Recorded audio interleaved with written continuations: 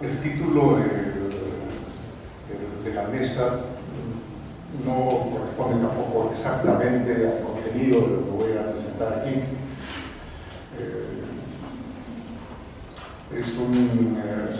Se trataría de desarrollar una categoría algo compleja en señal de la categoría de organización.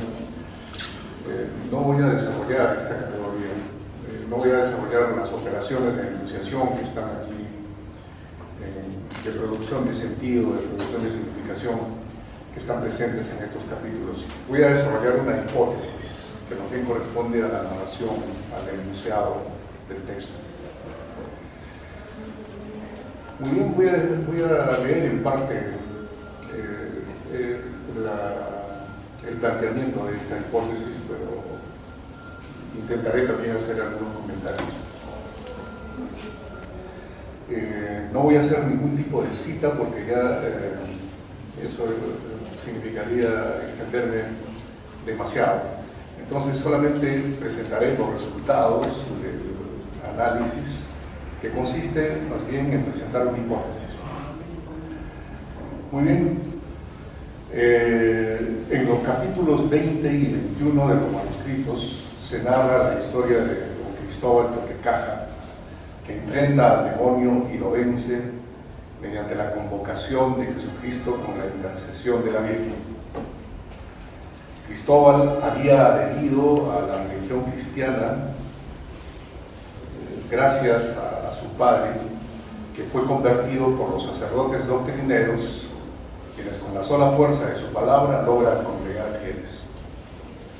Es de notar que la adhesión definitiva de Cristóbal se produce en una situación en la cual las viejas creencias autóctonas estaban siendo reactivadas después de haber casi desaparecido, o al menos haberse atenuado su fuerza performativa.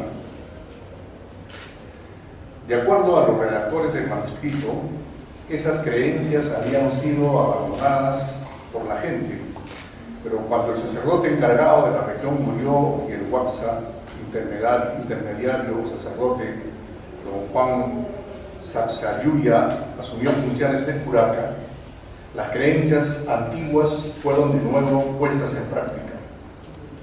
Sin embargo, gracias a la prédica de Abel, la gente vuelve a Dios y combate el ejercicio de los ritos y ceremonias. La práctica de las costumbres antiguas es reprimida por los propios nativos, tan pronto es integrada en los oficios y prácticas religiosas motivadas por la fe en Cristo. Esta creencia religiosa cristiana supone automáticamente el rechazo de las creencias precedentes y se hace inconcebible su convivencia. Creencias cristianas y autóctonas son incompatibles y no hay conciliación posible que pueda darse entre ellas. Las antiguas creencias, las de los nativos, son panteístas.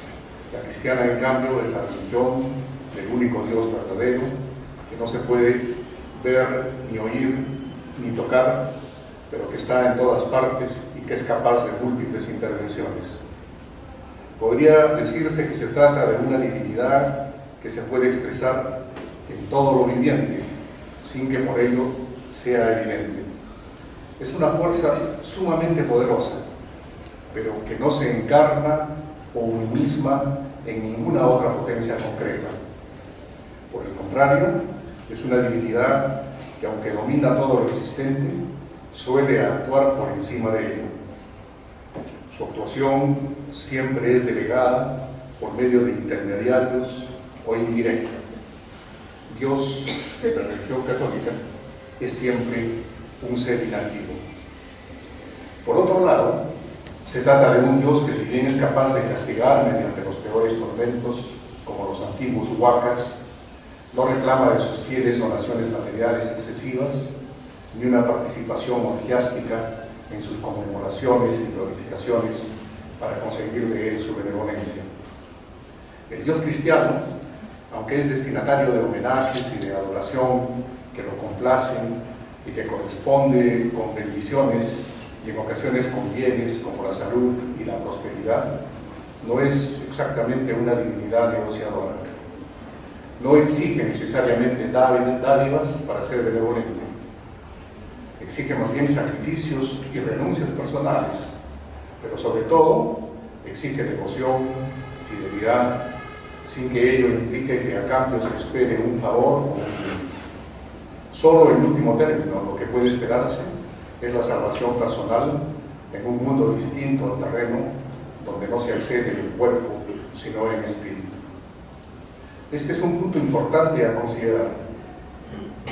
Y aquí comienza a desarrollarse la hipótesis que voy a plantear. Es posible asir, desde el punto de vista andino, en una primera aproximación, y por la vía de la palabra, la propuesta de una práctica comunicativa con las divinidades que supongan la ausencia de un intercambio de bienes de carácter material y corporal, cuyo sujeto es principalmente colectivo y que ocurra siempre en un escenario terrestre. No voy a repetir la pregunta. ¿Es posible asir, es posible coger, aprender desde el punto de vista andino, en una primera aproximación, y por la vía de la palabra, a través de la palabra, a través de la comunicación moral, la propuesta de una práctica comunicativa con las divinidades que supongan la ausencia de un intercambio de bienes? Es posible desde el punto de vista andino creer en un Dios con el que no se intercambian bienes de carácter material y corporal, cuyo sujeto es principalmente colectivo y que ocurra en un escenario terrestre.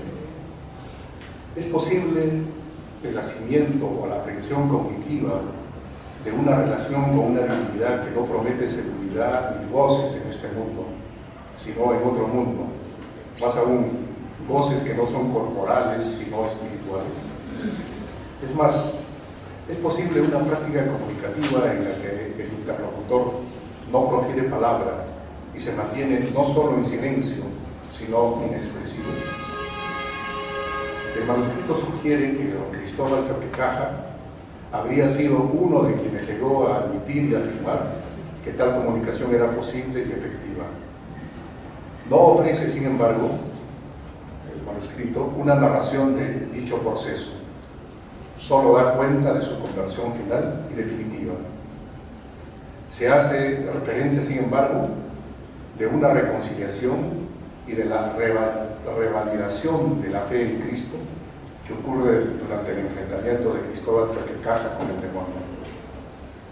Se narra que éste se hizo cristiano tras la conversión de su padre, don Jerónimo Canchoguamán, curaca de Checa. Don Cristóbal, dice el manuscrito, vivía desde muy pequeño, muy correctamente, puesto que su padre también odiaba mucho a estos huacas. El curaca, sin embargo, el don Jerónimo Canchoguamán, renegó de su nueva fe porque acepta, como todos los pobladores de su región, que la gran epidemia de sarampión que los había asolado se debía a que dejaron de servir al huaca Yoquiahuaycampo, ¿no? Que es un huaca que aparece en Checa y se ofrece como protector de esta comunidad. Más tarde, en el momento de su muerte, también se cuenta que cayó en el pecado de la idolatría, engañado por el demonio. Se dice con más detalle, engañado por varios hombres ancianos y diabólicos cuando estaba a punto de morir. Se confesó según los ritos gentilicios. Como su padre, don Cristóbal también deja la fe de Cristo, engañado por los mismos ancianos diabólicos. Tanto Cristóbal como su padre adhieren a la fe de Cristo, pero ambas abjuran de ella. ¿Cómo se produce esa adhesión? ¿Cómo se produce la adhesión a Cristo? Esta es una pregunta que voy a intentar responder. Proponemos que ella puede hallarse en la práctica de la reconciliación, que comprende la serie narrativa formada por 4 fases: la adhesión, la curación, la reconciliación y la adoración. La adhesión que nos interesa, sobre todo, la primera fase, presupone una devoción distinta, devoción que se da a los antiguos huacas.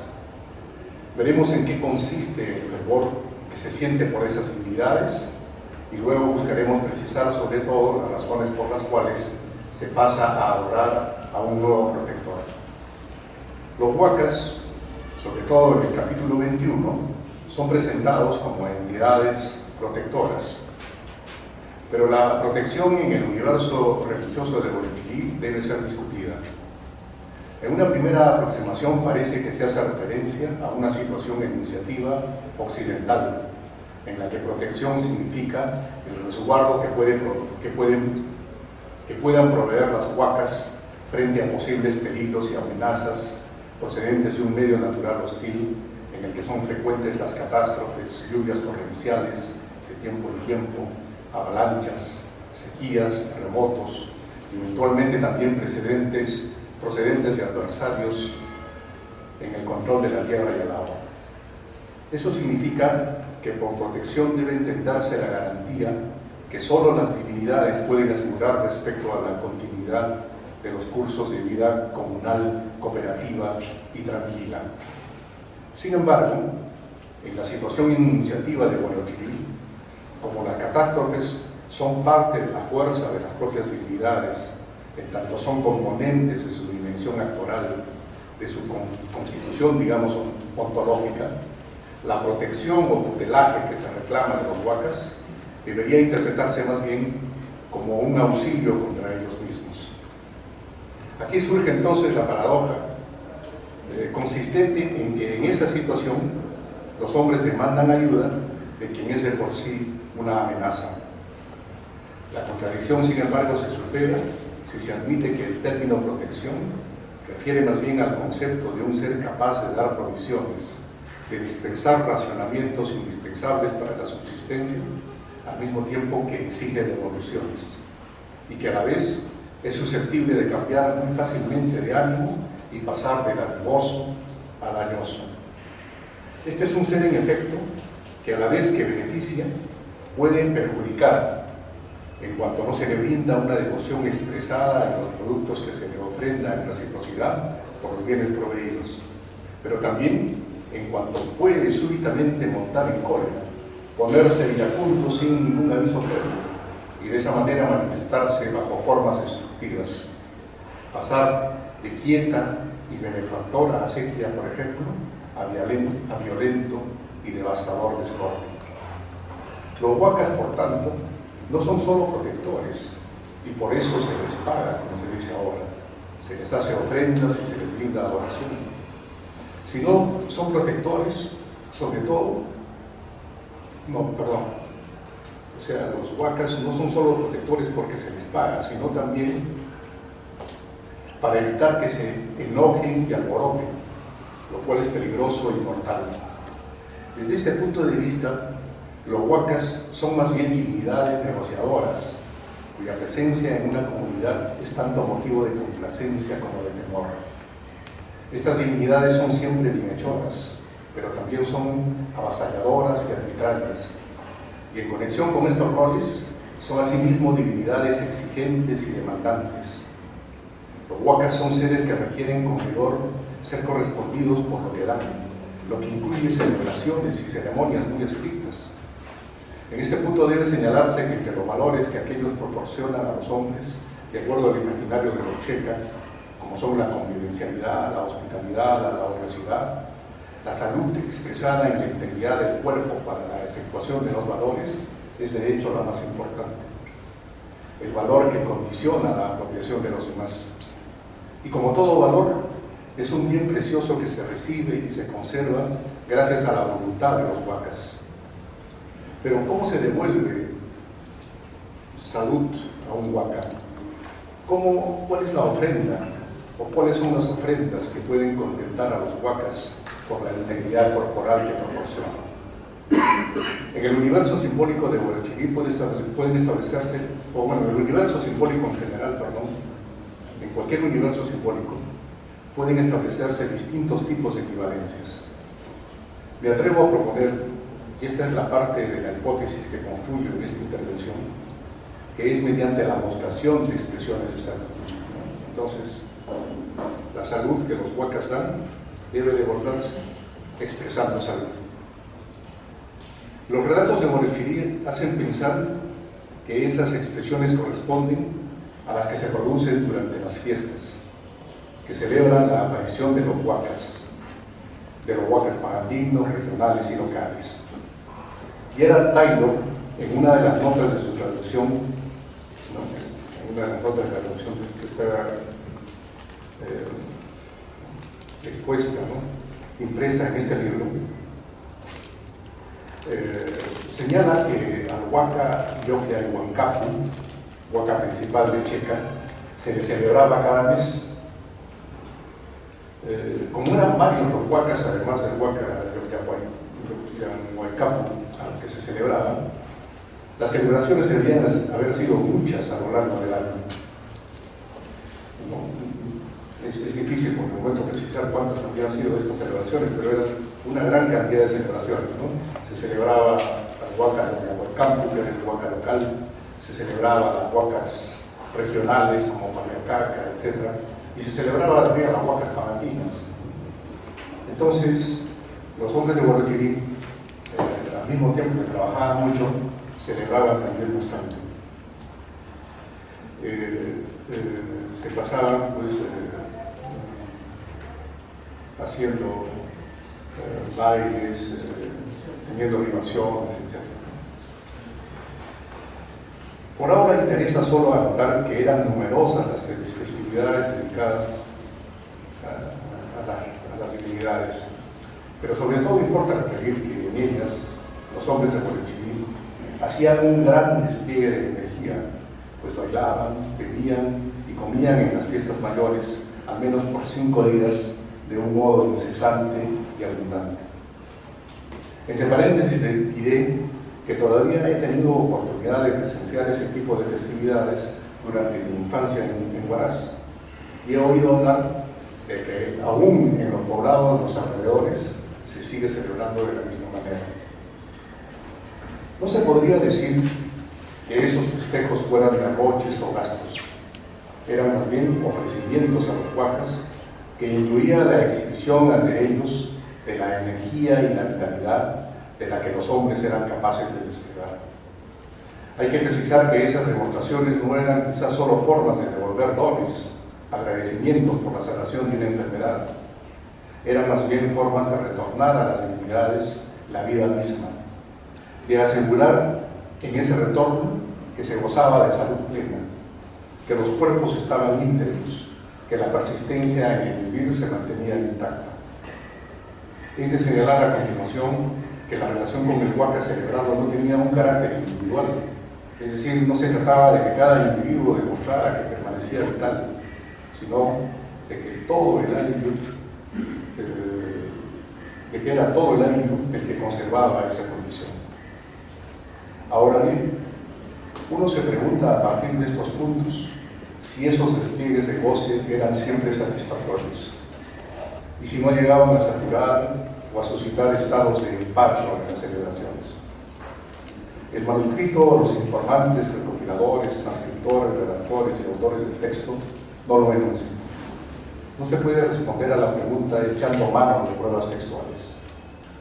Pero un tal ejercicio de plenitud, si recurrimos a los postulados de la semiótica del discurso de Fontanille, podría postularse que tiende a atosigar y a fastidiar, y que produce ansiedad y angustia. Más aún, si es una práctica nacida de un imperativo, de una obligación a mostrarse gozoso. Aunque esta conjetura no se puede demostrar con toda seguridad, ella, sin embargo, permite explicar la rápida, asombrosa y sorpresiva segunda conversión de Cristóbal Choquecaja al cristianismo. No voy a examinar en este momento todo ese proceso, sería muy tedioso y largo hacerlo. Simplemente he de señalar que, sin entrar en el análisis de todos los elementos figurativos y temáticos que participan en esta secuencia, solo destacaremos dos configuraciones. En primer lugar, aquella en que se hace pasar a la antigua huaca al rol de demonio enemigo de Dios en la concepción cristiana, que es definido como un personaje de una gran capacidad persuasiva gracias a sus poderes mágicos, que pueden manifestarse bajo forma de amenazas o mediante tentaciones, engaños, promesas e incitaciones a una vida corporal gozosa, buscar ser servido por los hombres. El Waka aparece aquí como un ser malévolo que da para recibir bienes,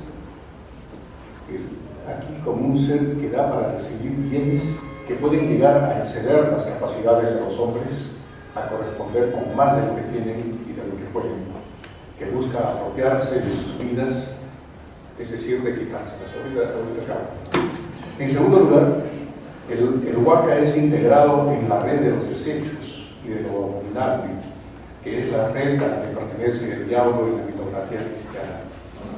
Queda de esa manera separado de sus cualidades bienhechoras y regenerativas, muy bien apuntadas por Rafael Tapia en su exposición del jueves pasado. La reunión de estas dos configuraciones da como resultado un personaje Waka demonio, que a la vez de ser incitador de celebraciones orgiásticas agotadoras y angustiantes, está ligado a lo abominable, a los restos corporales tanto inservibles como nauseabundos. Frente a esta disposición figurativa del Waka demonio, aparece la configuración de la divinidad de la que hablan los padres doctrineros. No se despliegan, sin embargo, en el manuscrito las figuras de cómo es presentada esta divinidad. Se dice de él que es mucho más poderoso que los Wakas y que el demonio, que tiene una capacidad superior para vencerlos y dominarlos. Pero sobre todo, se deja entender que por un lado, no es una divinidad que para ser celebrada obligue a sus fieles a realizar exhibiciones de goce excesivo y ansioso. Es por el contrario, una divinidad que propone la abstinencia, el ayuno, la penitencia como medios de acercarse y de glorificar a Dios. La práctica religiosa que se ofrece en consecuencia presenta un desarrollo contrario al que surge del imperativo ancestral al goce orgiástico como forma de celebrar a las divinidades. Se trataría de una práctica, en cambio, apaciguadora, fundada en el sacrificio y la renuncia, y que, punto muy importante, admite como parte de ello la posibilidad de hacerlo aún bajo condiciones de insuficiencia y de minusvalía, de hacerlo en condiciones de enfermedad. De ese modo, los seres humanos se librarían de los imperativos de un culto que exige exhibiciones desmedidas de vitalidad.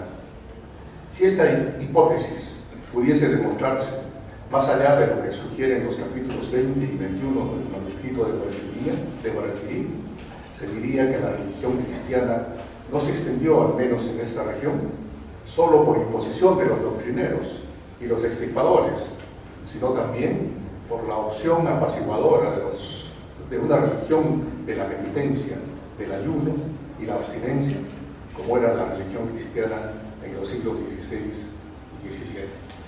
Bueno, ahí terminó, esa es la hipótesis, ¿no? Es decir, que Cristóbal Choquecaja se convierte en cristianismo, ¿no? Y todo lo que se convierte en el cristianismo en la zona de Guarachirí, porque están hartos de gozar demasiado.